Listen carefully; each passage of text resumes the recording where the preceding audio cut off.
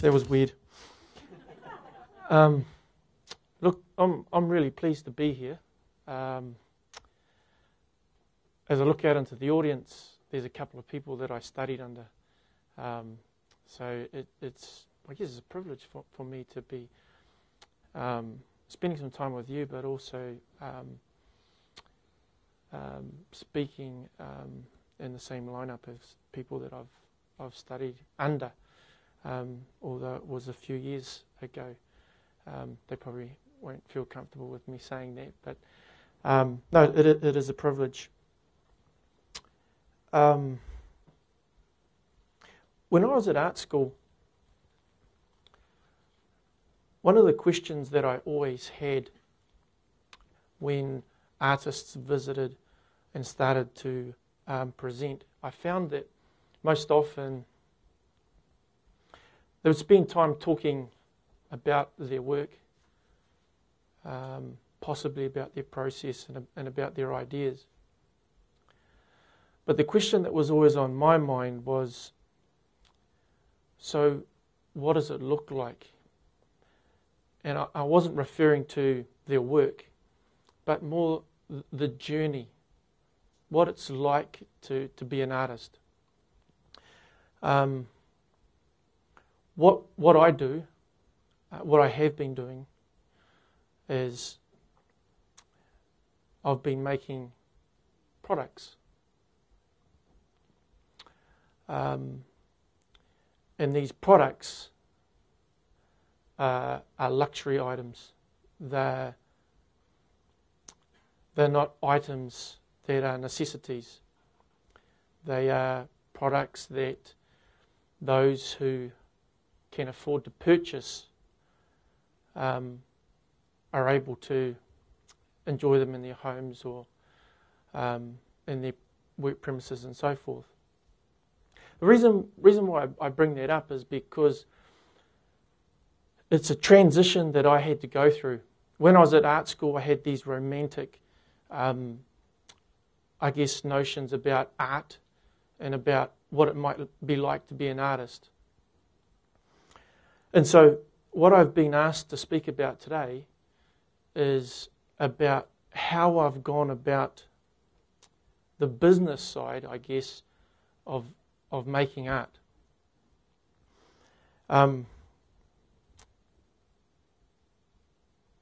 Just to build a platform up for that. And before I share with you about what I do in terms of, businessing, what I do, I just want to spend some time about, helping you understand the environment, the climate, the context in which I'm making art. I don't mean the studio itself. I mean the fact that it's a global market in which we're all operating in. And so, as an artist working today, my understanding has to be a lot broader than just the New Zealand context. So, I want to read a few quotes from Robert Hughes, who's a critic, a writer and a filmmaker. Not long after we had children, my wife and I would read books. And we discovered that I had a talent, a hidden talent. Within seconds of me reading, our kids would fall asleep. Now that was a positive for us, but in presenting it may not be. But so if I start reading and your eyelids start to feel heavy, and you find that they close, and I look out and see that, I promise you I will not be offended, because it'll just give me fond memories that I have of spending time with my children and reading, and they would gently fall asleep in my arms.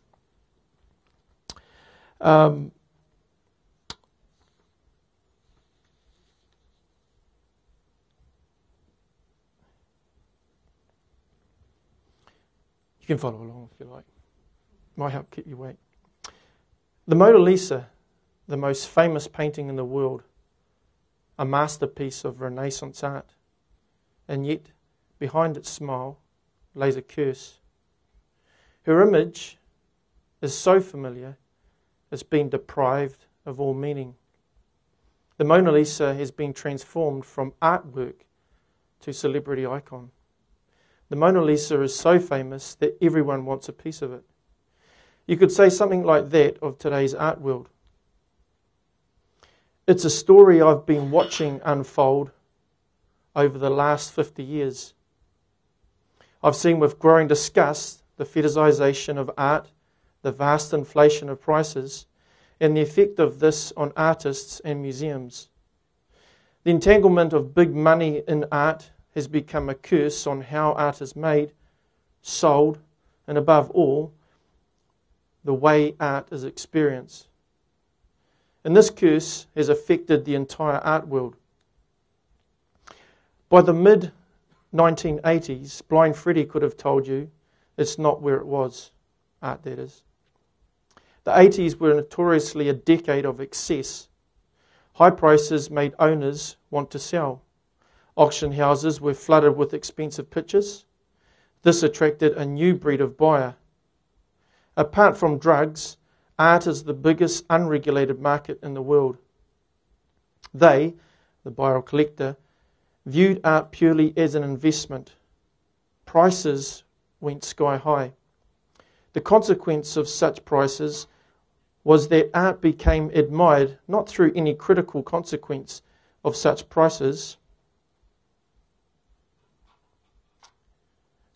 not through any critical perspective, but for its price tag. Auction houses were the new arbiters of taste, sentencing some art to inflated fame, and it kept on going. In the last 2 years, Sotheby's and Christie's have sold $12.5 billion worth of art. These pictures, they have a cultural function. Their cultural function is to strike you blind so that you can't make your own judgments. Is the authoritative book on art history just a checkbook? It's one thing for rich collectors to choose art for their own galleries, but what happens when they start making choices for everyone else by bringing the influence of their own taste into the museum? Even the Metropolitan Museum of Art, one of the great institutions of the world, relies on plutocratic whims which are sometimes enlightened and sometimes not. For those of you like myself who didn't understand what plutocratic mean or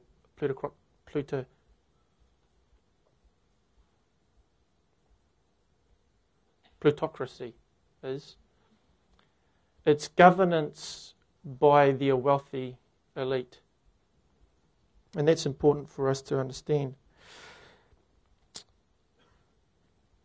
Robert Hughes asked Philippe de Montebello, who was the longest serving director of the Metropolitan Art Gallery and any other major art museum in the world, I would like to know what effect of this giant surge in the art market has been on the prospects of museums in this country. It's America. The answer: nobody mentions art museums anymore. We aren't in the game. There's no way we can compete in today's market, certainly not in contemporary art. The major changes in the art world parallel what is happening on Wall Street. We've had our chance, and so there you are. Everybody gets their chance and moment in history. When looking for meaning, a place outside ourselves that tells us that there's more to life than everyday concerns and needs, but the price of an artwork is now part of its function. It has redefined art, whose job it is to sit on the wall and get more expensive. Now works of art have assumed the character of film stars, with the museum as their limo. The way that art is experienced in these spaces has changed beyond recognition. The museum has adopted the strategies of mass media an emphasis on spectacle, the cult of celebrity masterpiece, art clocked in the blink of an eye or through the lens of a camera. If we're to understand what Robert Hughes is talking about here, it would be that there's been a power shift. And that power shift is towards commercial dealers, but more specifically the great auction houses, Sotheby's and Christie's. This is the current global climate for those of us who are working in the arts. So with that in mind, and if we can accept that as the platform in which myself as an artist is working upon and within, really, what I've been trying to do is develop a way of working, a way of operating that enables me, essentially, to make not only just the contribution to the global conversations in art, but also how to run a business. When I completed my bachelor's degree, I knew how to make art, but I didn't know how to be an artist that could survive off what he made. And for me, that meant that I had to make a shift, a mental shift. And that was to drop the romance and to realize that if I wanted to be an artist, I had to be in business. And I think as creatives, that can be a major challenge for us. We're very, very comfortable working with ideas. And some of the other presenters have been talking about the importance of creative problem solving. And that's where we're most comfortable, I think. But we do need to make a shift. And it's an important shift. And it's recognizing that what we make, I think, at the end of the day is just a product.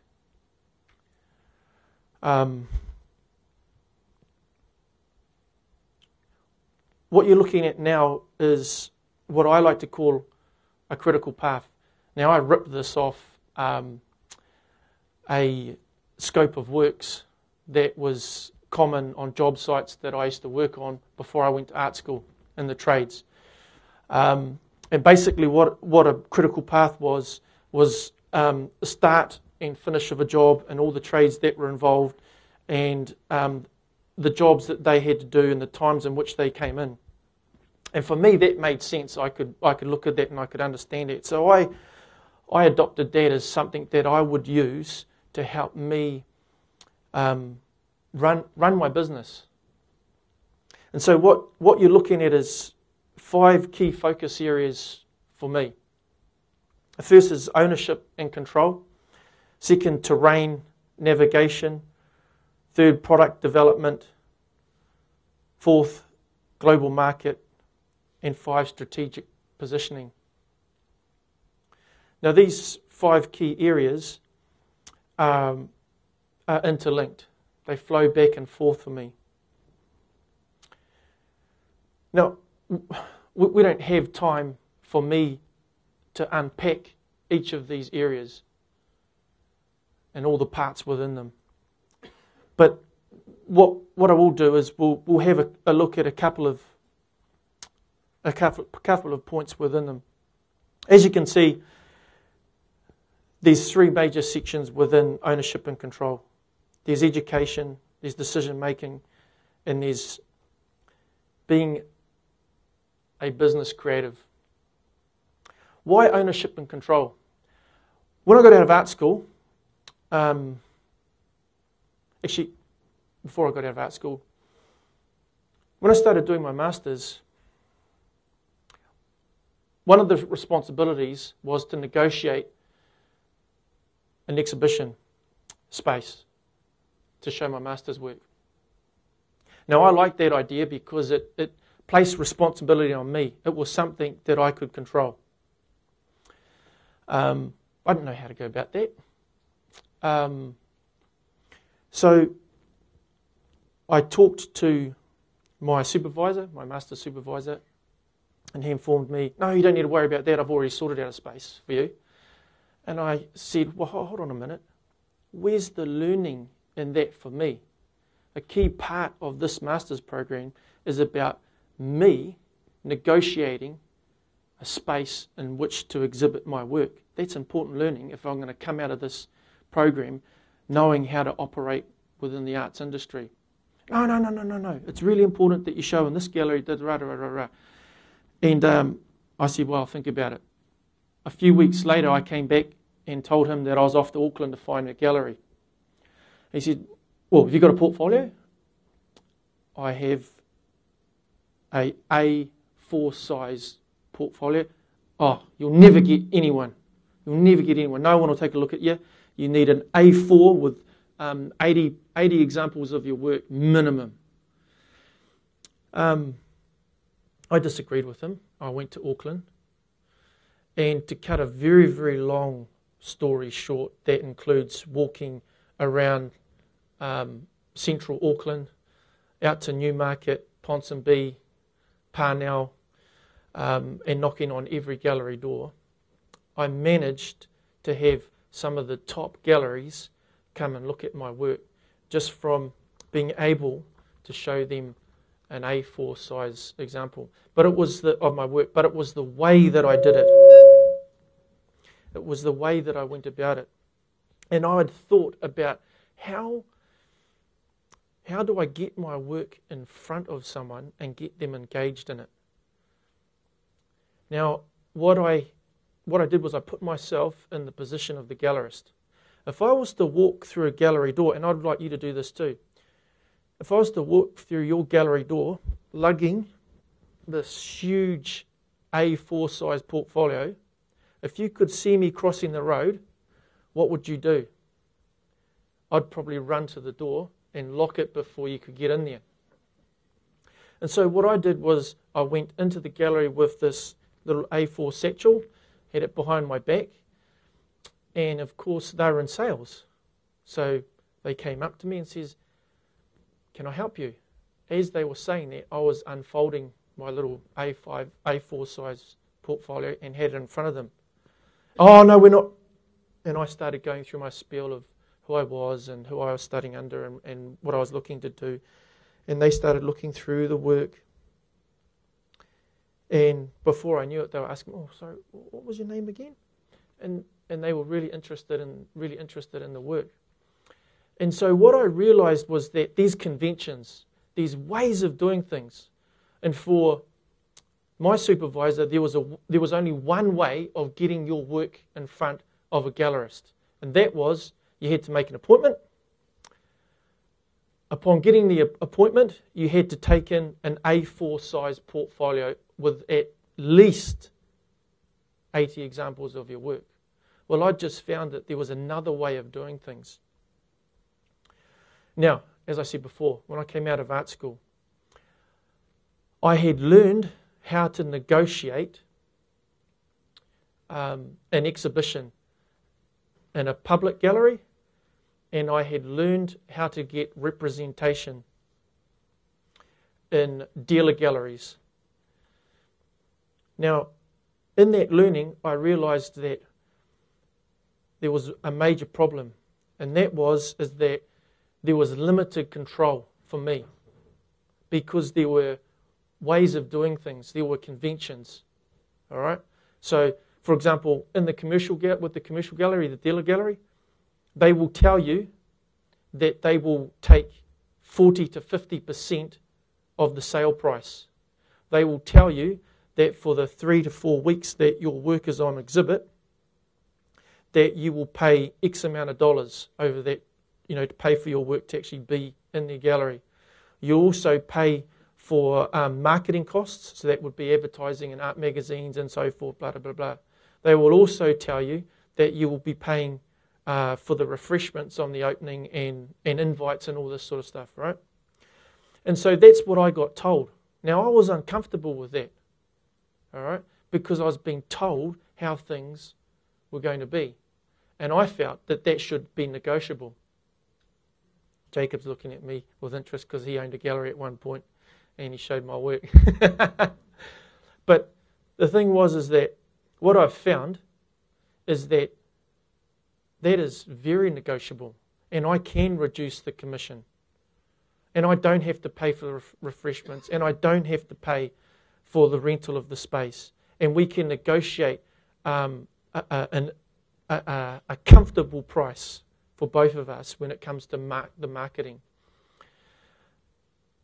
But it's for you as an individual working out how you can negotiate and where's your position of power that enables you to negotiate. So ownership for me is very, very important because it's what allows me to move my business forward in part. I've talked a little bit about education because I realise that there's lots of students here and this is you, Cole. I just want to touch on something that I think is really important. It's about being selective. I went to the university that I studied at and studied under the lecturers that were there because I believed, having done the research, that they could offer me what I needed. And what I needed was lecturers that were practicing, that were exhibiting, that were moving forward, that were progressive. I needed that because what I wanted to do is I wanted to make art and be an artist. And I think that's very important to understand as a student or prospective student, but also as an institution. You need to understand what your students' expectations are, what their needs are, if they're going to make it out in, for example, in the art world or in the design world. So you as a student have the responsibility, you need to take ownership of your studies, and that will be, in terms of education, that will be ongoing. And I think institutions need to be selective too about the type of students that they allow onto their programs. I think we need to commit students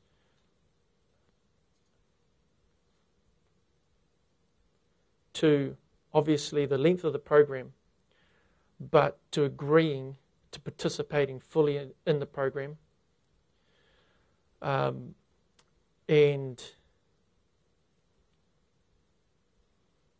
That they commit to the program fully, that they understand thoroughly what the expectations are, what their obligations are, what they're agreeing to, how they will be held accountable. And I think the student needs to understand too that they're a client and that they can hold the institution accountable too, and that you as a student have expectations of the institution. In my first year on my degree program, I was really unhappy with the way things had, I was going to say progressed, but it was the complete opposite. So I sat down with the program coordinator. I called a meeting and says, look, I'm unhappy with this, and this. These are my expectations. This is essentially what you said that we would be receiving. We're not getting that. The reason why I did that was because I wanted to demonstrate that I want to take responsibility for my education. And so ownership and control was really, really important, that you understand that education is the foundation in which allows you to move forward in the industries that you're going into. I better move on real quickly. Terrain.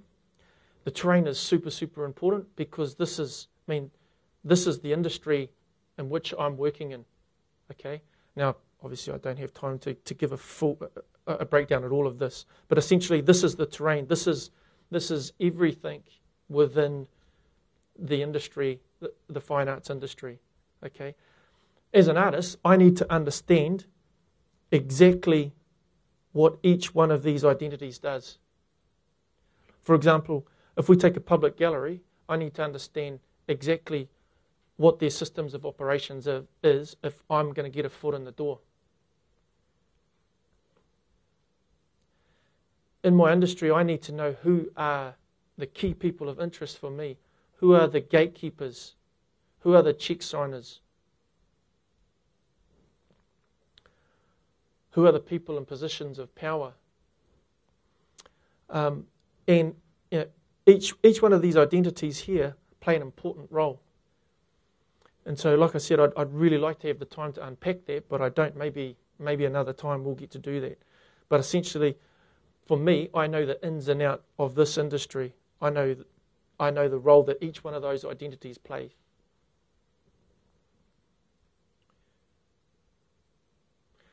Product development. This is important because in order to be progressive, you need to understand what it is that you have and what it is that you do. And in order to move that product forward, to be progressive, you need to be open to change. You need to be able to adapt with. I mean, we've just talked about earlier on about major changes that Robert Hughes has been seeing over the last 50 years. You know, museums and public galleries, they were the powerhouses. They had control. You know, when a work came up for auction, people looked to the museums and major, you know, world museums and art galleries around the world to see who was going to be, you know, purchasing that piece of work so they could go see it. Well, now it goes into private collections, you know. So auction houses set the trends. And so as an artist, it's important to understand what's happening within your industry so you can make adjustments to your product. You need to understand what your point of difference is, what's unique about your product, because that gives you negotiating power.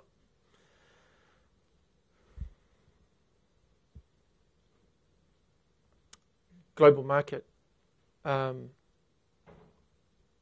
Right now, my central focus is overseas. New Zealand is a very, very small market, and